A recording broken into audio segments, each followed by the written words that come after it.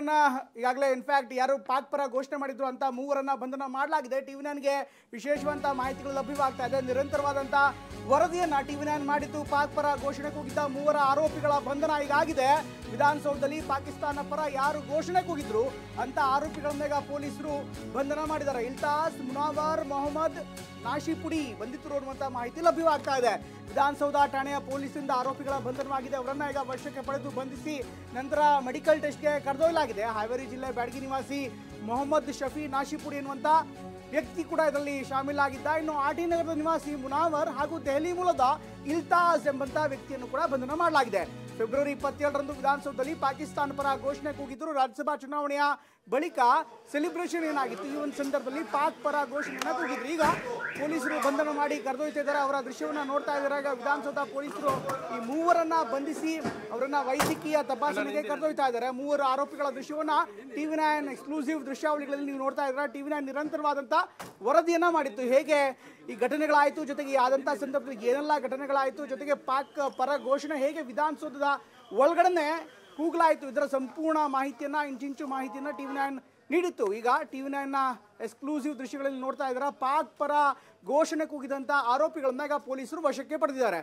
In fact ಇದಕ್ಕೆ ಸಂಬಂಧಪಟ್ಟಂತೆ central DCP ಕೂಡ ಒಂದು ಪತ್ರಿಕಾ ಪ್ರಕಟಣೆಯನ್ನು ಹೊರಡಿಸಿದ್ದಾರೆ. ಪೊಲೀಸ್ ಡೆಪ್ಯೂಟಿ ಕಮಿಷನರ್ ಒಂದು ಹೇಳಿಕೆಯನ್ನು ಬಿಡುಗಡೆ ಮಾಡಿ ಇವರ ವಿರುದ್ಧ ಕ್ರಮ ಕೈಗೊಳ್ಳಲಾಗಿದೆ, ಅವರನ್ನು ಬಂಧಿಸಲಾಗಿದೆ ಅಂತ ಅಧಿಕೃತವಾಗಿ ಪೊಲೀಸ್ ಪ್ರಕಟಣೆಯ ಮೂಲಕ ಈಗ ಮಾಹಿತಿಯನ್ನು ನೀಡಲಾಗಿದೆ. ಒಟ್ಟಿನಲ್ಲಿ ಈ ಒಂದು ಘಟನೆ ಇಡೀ ರಾಜ್ಯದಲ್ಲಿ ದೊಡ್ಡ ರಾಜಕೀಯ ಸಂಚಲನವನ್ನು ಕೂಡ ಸೃಷ್ಟಿ ಮಾಡಿತ್ತು. ವಿರೋಧ ಪಕ್ಷಗಳು ನೇರವಾಗಿ ಕಾಂಗ್ರೆಸ್ ವಿರುದ್ಧ ಆರೋಪ ಮಾಡಿದ್ರು. ಕೊನೆಗೂ ಬಂಧನವಾಗಿದೆ. ಇಷ್ಟಕ್ಕೂ ಅನೇಕರು ಪಾಕ್ ಪರ ಘೋಷಣೆಯೇ ಕೂಗಿಲ್ಲ ಅನ್ನುವಂಥ ಮಾತನ್ನು ಕೂಡ ಆಡಿದ್ರು. ಆದರೆ ಈಗ ಮೂವರ ಬಂಧನ ಪಾಕ್ ಪರ ಘೋಷಣೆ ಕೂಗಲಾಗಿದೆ ಅನ್ನುವಂಥ ಒಂದು ಮಾತೇನಿದೆ ಅದನ್ನು ದೃಢೀಕರಿಸ್ತಾ ಇದೆ. ಹೀಗಾಗಿ ಈ ಒಂದು ಘಟನೆಗೆ ಹೊಸ ತಿರುವನ್ನ ಮುಂದಿನ ಹಂತದಲ್ಲಿ ಖಂಡಿತವಾಗ್ಲೂ ತೆರೆದುಕೊಳ್ಳುತ್ತೆ. ಜೊತೆಗೆ ರಾಜಕೀಯವಾಗಿ ಕೂಡ ಇದು ಕಾಂಗ್ರೆಸ್ ಮತ್ತೆ ಬಿಜೆಪಿ ನಡುವೆ ದೊಡ್ಡ ವಾಗ್ಯುದ್ಧಕ್ಕೆ ಕಾರಣವಾಗುತ್ತೆ. ನೋಡ್ತಾ ಇದ್ದೀರಾ ದೃಶ್ಯಾವಳಿಗಳಲ್ಲಿ, ನೋಡ್ತಾ ಇದ್ದೀರಾ ಎಲ್ಲ ಸಂಪೂರ್ಣವಾದಂಥ ಮಾಹಿತಿಯನ್ನ ಟಿವಿ9 ನಿರಂತರವಾಗಿ ಕೊಡ್ತಾ ಇದೆ. ಇನ್ಫ್ಯಾಕ್ಟ್ ಮತ್ತಷ್ಟು ಬ್ರೇಕಿಂಗ್ ಬರ್ತಾ ಇದೆ. ಮೂವರು ಆರೋಪಿಗಳನ್ನ ಈಗ ನ್ಯಾಯಾಧೀಶರ ಮುಂದೆ ಹಾಜರುಪಡಿಸಲಾಗ್ತಾ ಇದೆ. ನ್ಯಾಯಾಧೀಶರ ಮುಂದೆ ಹಾಜರುಪಡಿಸಿದ ಪೊಲೀಸರು ಈ ಮೂರನ್ನ ಈಗಾಗಲೇ ಮೆಡಿಕಲ್ ತಪಾಸಣೆ ಆದ ಬಳಿಕ ಕೋರಮಂಗಲದಲ್ಲಿರುವಂತಹ 1ನೇ ACMM ಕೋರ್ಟ್ ನ್ಯಾಯಾಧೀಶರ ಮುಂದೆ ಅವರನ್ನ ಪ್ರಸ್ತುತಪಡಿಸಲಾಗಿದೆ. ಮೂವರು ಆರೋಪಿಗಳು ನ್ಯಾಯಾಧೀಶರ ಮುಂದೆ ಹಾಜರುಪಡಿಸಿ ಮುಂದಿನ ಕಾನೂನು ಕ್ರಮವನ್ನ ಈಗ ಪೊಲೀಸರು ಕೈಗೊಳ್ತಾ ಇದ್ದಾರೆ. ನ್ಯಾಯಾಧೀಶರ ಮುಂದೆ ಹಾಜರುಪಡಿಸಿದ ಬಳಿಕ ಸಹಜವಾಗಿ ಅವರನ್ನ ಪೊಲೀಸ್ ಬಂಧನಕ್ಕೆ ನೀಡಲಾಗುತ್ತೆ. ಪೊಲೀಸರು ಇನ್ನಷ್ಟು ಹೆಚ್ಚಿನ ತನಿಖೆಯನ್ನ ಮಾಡಬೇಕಾಗುತ್ತೆ. ಆ ತನಿಖೆಗೋಸ್ಕರ ಅವರು ನ್ಯಾಯಾಧೀಶರ ಬಳಿ ಇನ್ನಷ್ಟು ಕಾಲಾವಕಾಶವನ್ನು ಕೂಡ ಪೊಲೀಸರು ಕೇಳುವಂತ ಸಾಧ್ಯತೆ ಇರುತ್ತೆ. ಈ ಒಂದು ಕಾರಣಕ್ಕೋಸ್ಕರ ನ್ಯಾಯಾಧೀಶರ ಮುಂದೆ ಕೂಡಲೇ ತತ್ಕ್ಷಣಕ್ಕೆ ಅಂದ್ರೆ ಇವತ್ತು ಅರೆಸ್ಟ್ ಮಾಡ್ತಾರೆ. ಅರೆಸ್ಟ್ ಮಾಡಿದ ತಕ್ಷಣ ಅವರನ್ನ ಮೆಡಿಕಲ್ ತಪಾಸಣೆ ಮಾಡಲಾಗುತ್ತೆ. ಅದಾದ ಬಳಿಕ ನ್ಯಾಯಾಧೀಶರ ಮುಂದೆ ಕೋರಮಂಗಲದಲ್ಲಿರುವಂತ 1ನೇ ACMM ಕೋರ್ಟ್ ನ್ಯಾಯಾಧೀಶರ ಮುಂದೆ ಅವರನ್ನ ಹಾಜರುಪಡಿಸಲಾಗುತ್ತೆ. ಈಗ ಹಾಜರಾದ ಬಳಿಕ ಮುಂದಿನ ಕ್ರಮಕ್ಕೋಸ್ಕರ ಅವರನ್ನ ಪೊಲೀಸ್ ಬಂಧನಕ್ಕೆ ಕೊಡುವಂತ ಸಾಧ್ಯತೆ ಇರುತ್ತೆ.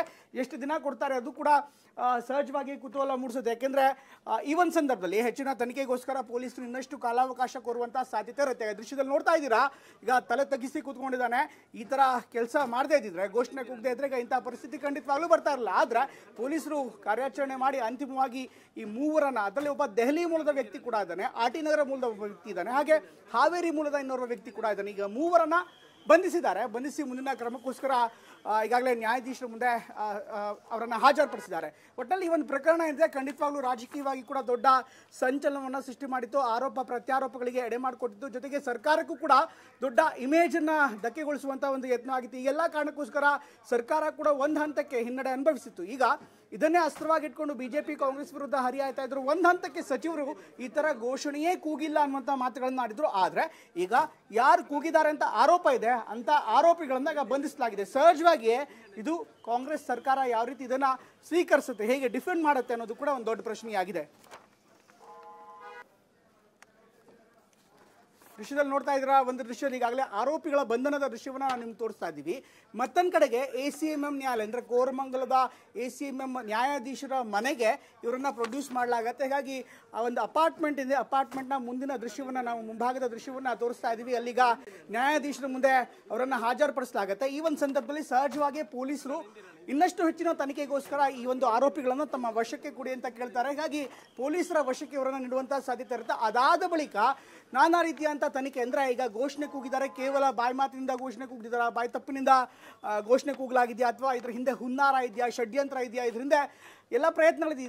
ಎಲ್ಲ ಆಯಾಮಗಳಿಂದ ಒಂದು ತನಿಖೆಯನ್ನು ಮಾಡಲಾಗುತ್ತೆ. ಈಗ ಏಕಾಏಕಿ ಸದ್ಯಕ್ಕೆ ಇಂಥ ಒಂದು ಕಾರಣ ಅಥವಾ ಇಂಥ ಒಂದು ನಿರ್ದಿಷ್ಟವಾದಂಥ ವಿಚಾರ ಅಂತ ಯಾವುದೇ ನಿರ್ಧಾರಕ್ಕೆ ಬರೋದಕ್ಕೆ ಸಾಧ್ಯವಾಗಲ್ಲ. ಆದರೆ ಮುಂದಿನ ಹಂತದಲ್ಲಿ ತನಿಖೆ ಆದ ಬಳಿಕ ಇದರ ಹಿಂದೆ ಪೂರ್ವಾಪರ ಜೊತೆಗೆ ಈ ರೀತಿ ಘೋಷಣೆ ಕೂಗೋದಕ್ಕೆ ಪ್ರೇರಣೆ ಏನು, ಇದನ್ನು ಕೂಡ ಪೊಲೀಸರು ಖಂಡಿತವಾಗ್ಲೂ ತನಿಖೆ ಮಾಡ್ತಾರೆ. ಅದಾದ ಬಳಿಕ ಹಿಂದೆ ಇವರು ಏನಾದರೂ ಬೇರೆ ರೀತಿಯಾದಂಥ ಏನಾದರೂ ತನಿಖೆ ಆಗಿದ್ರೆ, ಇನ್ಫ್ಯಾಕ್ಟ್ ಬೇರೆ ರೀತಿಯಂಥ ಘಟನೆಗಳಲ್ಲಿ ಇವರು ಭಾಗಿಯಾಗಿದ್ದರೆ ಅದರ ವಿಚಾರವನ್ನು ಕೂಡ ಸಾಕಷ್ಟು ಚರ್ಚೆ ಮಾಡಲಾಗತ್ತೆ, ಗಣನೆಗೆ ತೆಗೆದುಕೊಳ್ಳಲಾಗತ್ತೆ.